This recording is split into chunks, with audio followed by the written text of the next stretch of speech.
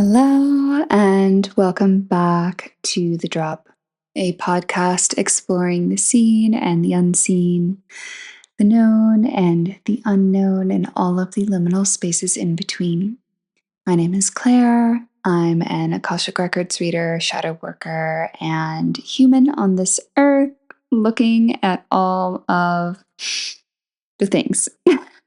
So today we are continuing the series about the demiurgic energy that is just everywhere in our systems, in our energy, in practices, all of it, in order to shed some light on it, bring some awareness to it, and hopefully start, detaching from it, and walking just truly with spirit and your soul. So today we are getting into some, a little bit wilder stuff, I suppose.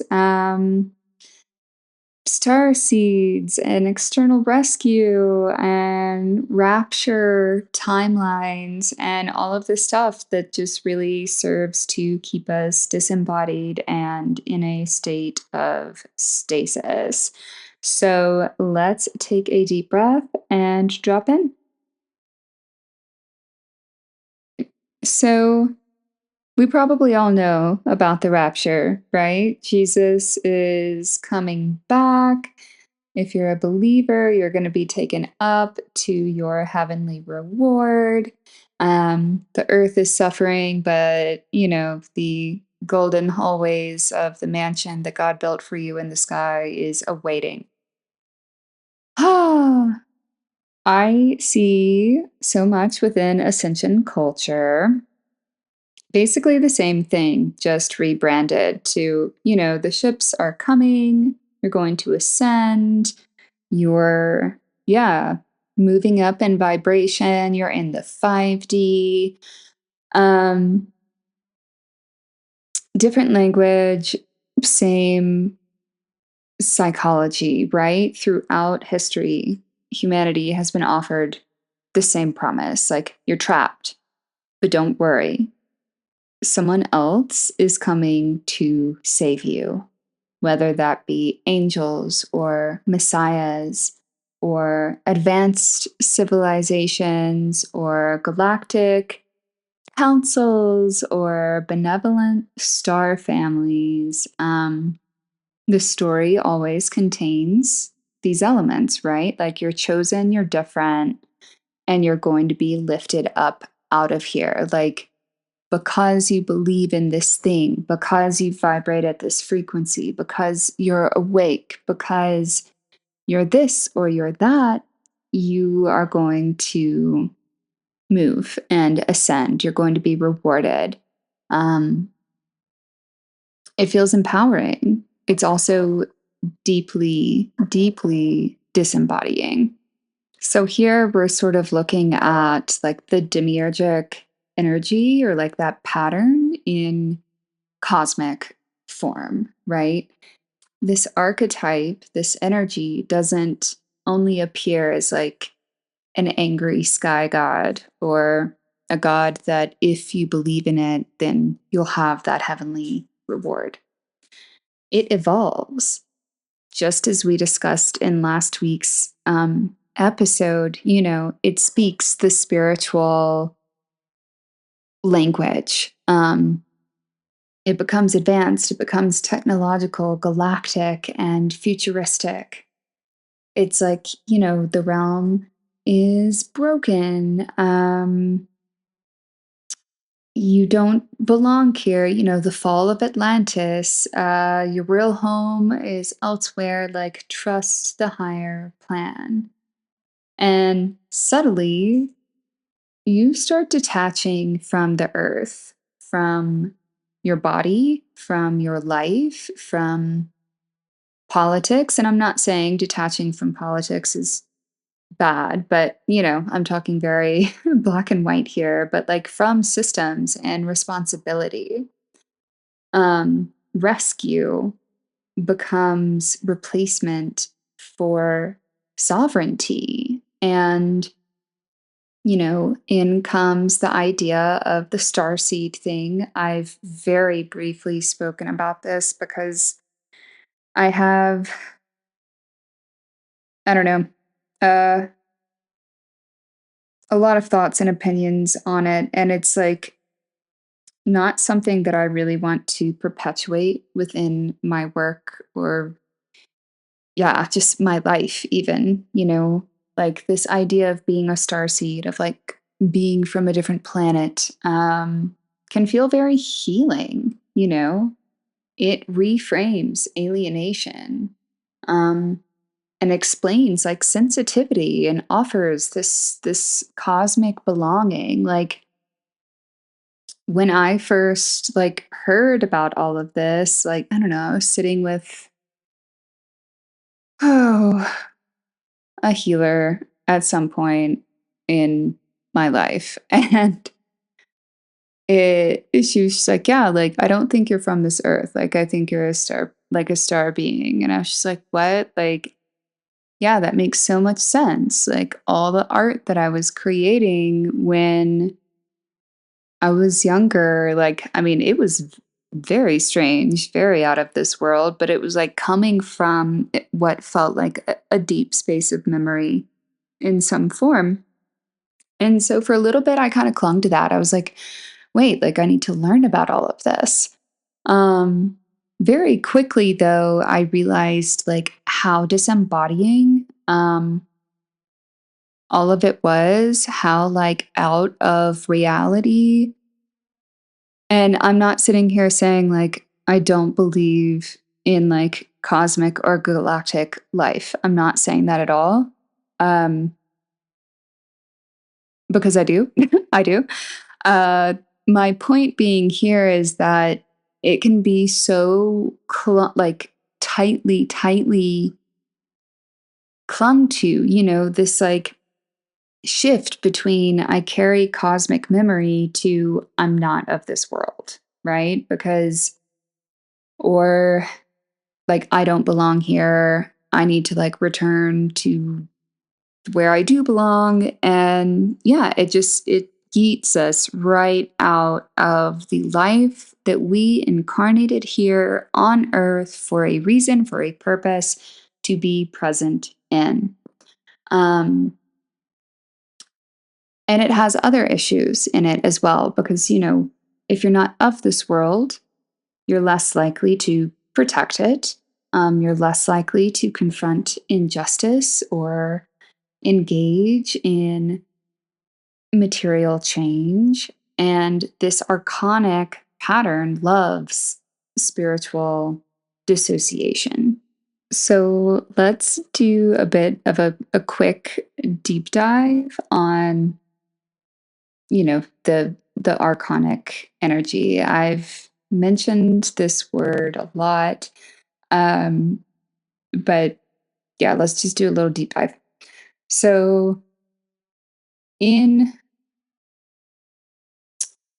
a spiritual lens, like from a spiritual lens, um, or I suppose let's start first Gnostic texts. Pretty sure I covered this already, but just in case I didn't. Um, Looking, at the Apocryphon of John, the hypostasis of the archons, they are described as cosmic administrators, basically created by the false god, the demiurge.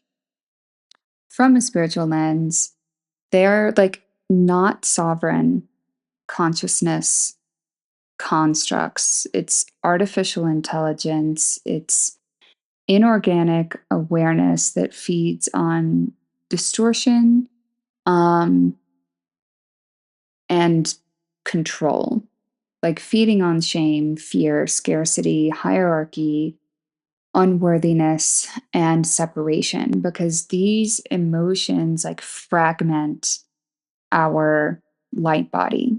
And fragmented beings are much easier to influence and control. So when awareness disconnects from wholeness, but like retains power, so the demiurge, it builds systems rooted in fear.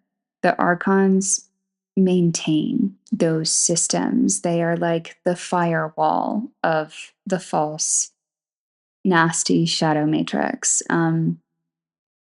They enforce the layers of illusion and, generate this like false light spirituality and savior complexes and endless karmic recycling, anything that keeps you looping instead of remembering. And this coding, this like energetic structure lives in us, like when we hear our little internal critic or bad guy, whatever, saying you're too much, you're going to be abandoned, stay small to stay safe. Like that's our conic frequency operating through trauma imprints, religious fear programming, shame, ancestral survival coding. Um, that's like keeping you within their narrative. And this energetic field can be really subtle. Like it doesn't always appear dark. When we think about these dark negative beings, often we kind of think about like little monsters running around or something, but sometimes it can be just as like as light, as easy, if you will, as like hyper positivity that denies shadow. Gurus who demand devotion, systems that claim exclusivity to truth, or ascension, that bypasses embodiment.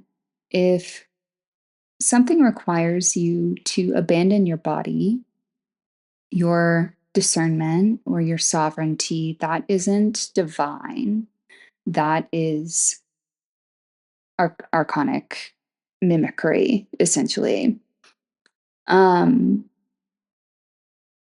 and so to just get a little bit a little bit deeper, um, as like looking at the archons as this like artificial intelligent consciousness, um,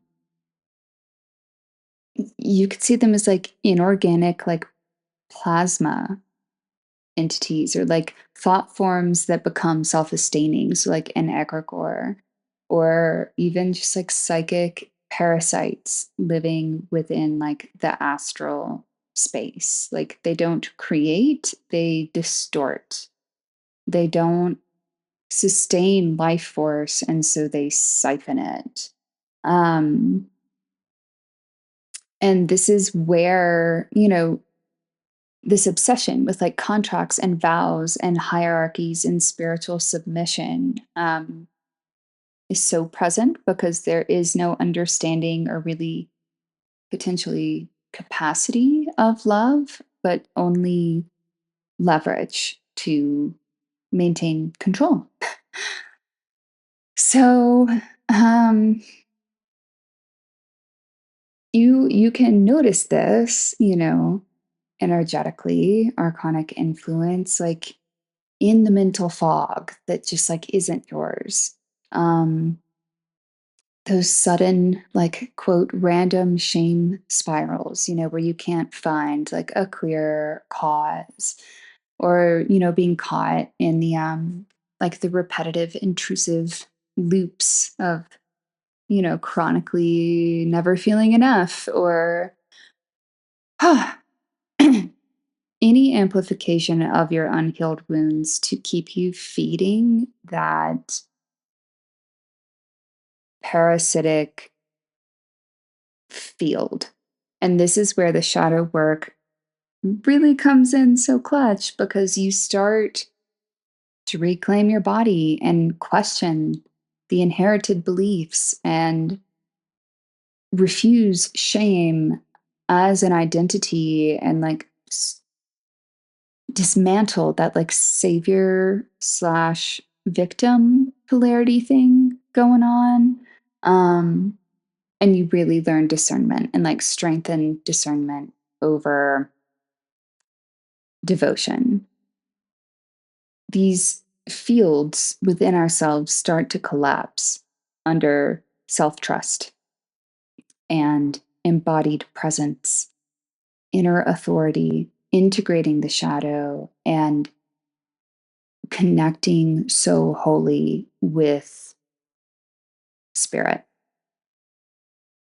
Now, this archonic influence, you can see it in ascension culture through timelines, vibrational ranking, DNA upgrades, light quotient, dimensions. It's like a gamified awakening. You're either ascending or falling behind.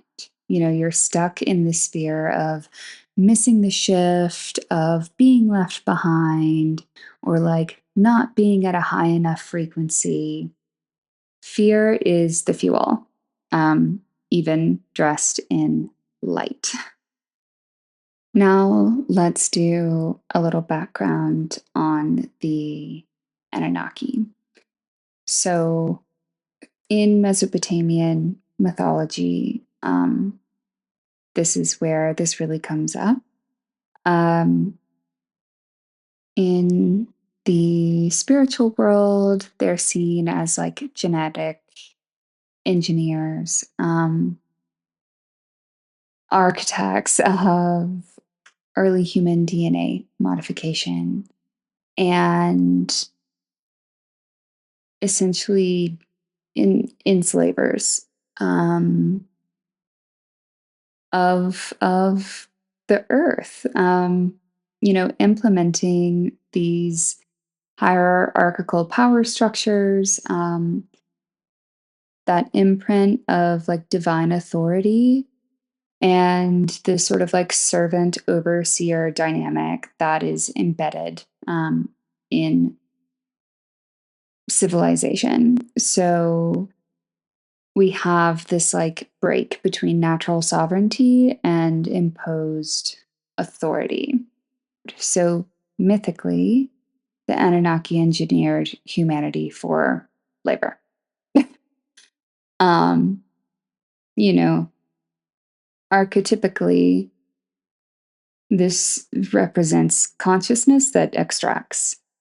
Um, and when spiritual movements like harvest devotion and monetize cosmic upgrades or like sell access to ascension, um, you have to start asking who benefits from perpetual waiting, who profits from endless preparation, and who gains when salvation is always almost there. The people that want to keep you in a loop of being almost there, but never quite getting there.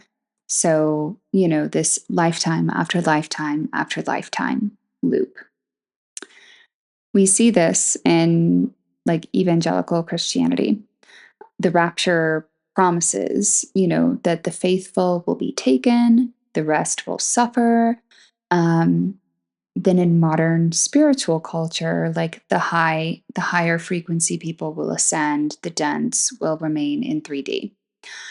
Different symbols, same separation, same elite narrative, same externalized deliverance of if you can just get to this level, get to this level, get to this belief, get to this thing, then you'll be saved. What I see happening is just perpetuated cycles and loops, keeping people stuck, in my belief of reincarnating, and like to some degree, to some level, like reincarnation aids in soul growth. In other ways, it's also a trap, and the exit from that trap is gnosis, is that divine knowledge, divine remembrance that you are connected to spirit. I'm not saying all of this to be like, you have to figure it out this life so that you can like go rejoin some like cosmic space. No, I'm not one of those people. Um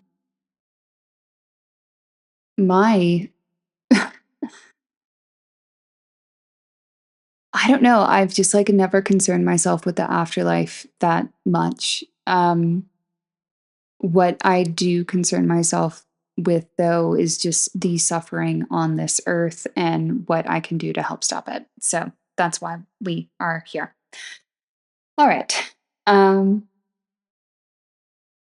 Another just mode, another way that I see the spiritual space sort of like abdicating their sovereignty is through the whole light being thing, channeling the galactic collectives, like receiving the transmissions, galactic councils speaking through chosen vessels. Like, again, not inherently false.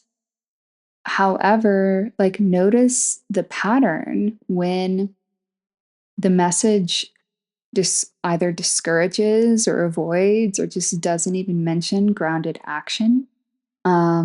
It avoids naming harm.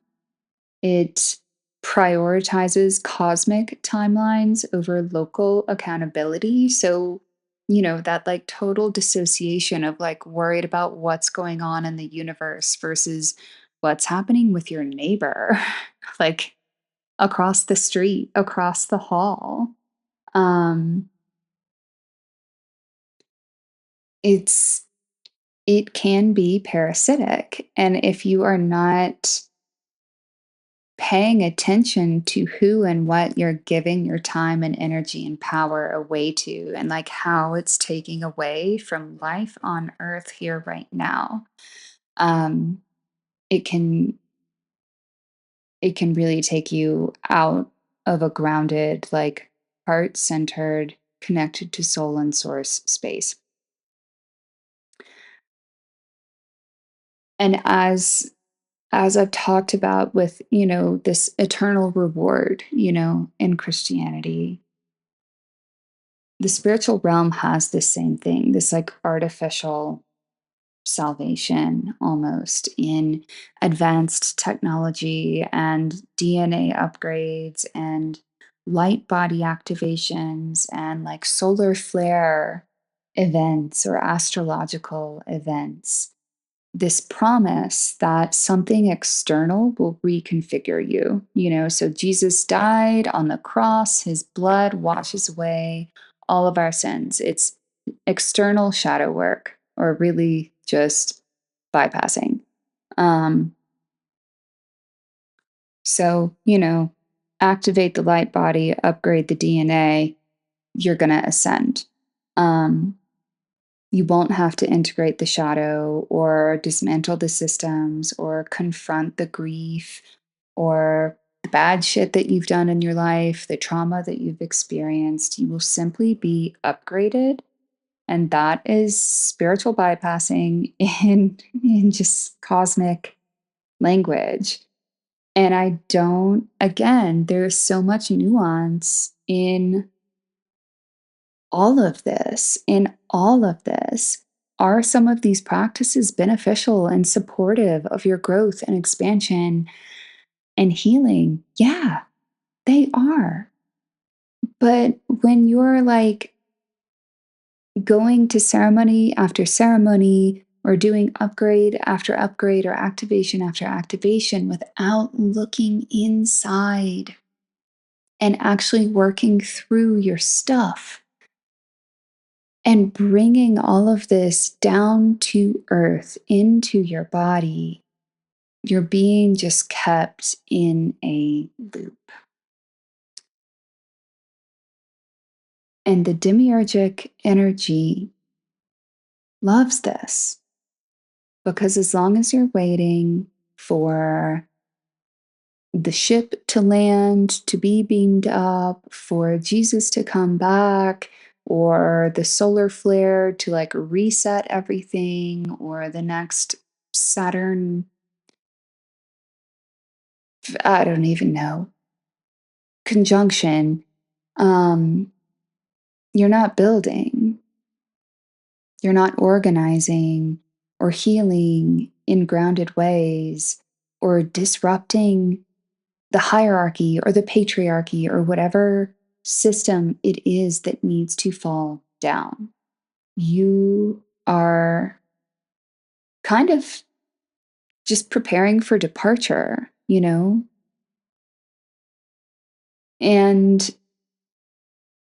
the usurper, the demiurgic energy, doesn't fear your transcendence. It fears your incarnation, your embodiment. You're like, whoa, I see it all now. And so, if we're moving away from the idea of Earth being a prison planet, a fallen realm that is innately sinful, moving away from the idea that it was created by a false god, but rather occupied or usurped by this parasitic energy, then leaving is not liberation. Reclaiming is. Like incarnation and embodiment become rebellion and resistance, and presence becomes power. And this is where like trust versus abdication really comes in. Um, because it's beautiful. Like it's beautiful to have trust and faith in something. For a period in my life, I was like deeply nihilistic and just didn't believe that there was a higher power in anything. I was like, I have faith and trust in nothing. I was really, really bitter and just like deeply wounded. Um, Now I do have faith and trust in that there is like a higher power, um, but also that there is a higher power within me. But trust, like I said, trust and abdication are very, very, there's a line there, you know? There's a difference between trusting a higher power or intelligence and abdicating your agency. Like, trust says, I am part of this. I hold that higher power inside of me as well. Whereas abdication says that higher power is just going to handle it for me, give it to God. Jesus, take the wheel. Like I'm removing my hands, removing my agency, removing my sovereignty, giving it all up to just this other thing. The first one roots you, the second one unroots you, and you remain almost in a victim loop of all of this is happening to me. I'm just trusting God, the universe, whatever it might be to sort it out. Um or, the cosmic beings, whatever it might be. But like the integration here is understanding the demiurgic pattern, escape upward. Just stop trying. Let it happen to you. Whereas, back to Sophia, descend fully. Like Jesus incarnates, not evacuates. Wisdom enters the body, not a spaceship. The balance of masculine and feminine is not achieved through ascension, it's achieved through integration. And so, this like new rapture is subtle, it's aesthetic and galactic and high frequency and beautiful. And if you don't pay attention, it'll lift you like just far enough from your body and your community and from the ground, keeping the system intact and keeping you in this loop of being here now, fully present and aware and awake to all that is going on. Um, I don't know. I don't think the revolution is in the stars. I think it's in our nervous systems and our relationships and our refusal to abandon the earth and humanity. So just take a minute and see, because again, I'm not here to tear down all of these different ways of thinking, different elements of life. I am here though to question some of the structure and like the hypnosis kind of in it that keeps us in a state of stasis rather than movement and unplugging from these negative and toxic structures that, as we have gone through over the past few weeks, are very much in place.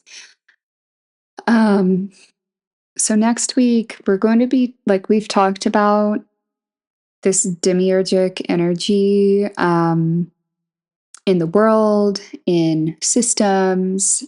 And next week, we're going to drop into what it looks and feels like within our own bodies, our own energies, um, our energetic systems, and just how to notice it. Because, I mean, it's not fun, but freedom comes through awareness. And if there's anything I'm about, it's about the freedom and liberation of all creatures and beings. So, ah, if, yeah, you've stuck through it this far, incredible.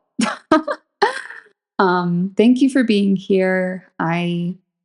Yeah, would love to hear from you, would love to hear your thoughts. Um, and drop into discussion like this. I don't know. The internet is so weird because it's just like content, like constantly being pushed into our faces, but no actual interaction. And I would really love interaction. Yeah, so reach out. Hello at astroholistic.com or on Instagram at astroholistic. And if you find yourself in this space, ready to really dive into the work and want or need support and somewhere like someone to be there with you, I would be honored. So I will link everything, ways to work with me in the notes. And that is all for now. So I hope you have a beautiful day or night wherever on on earth you are. And bye for now.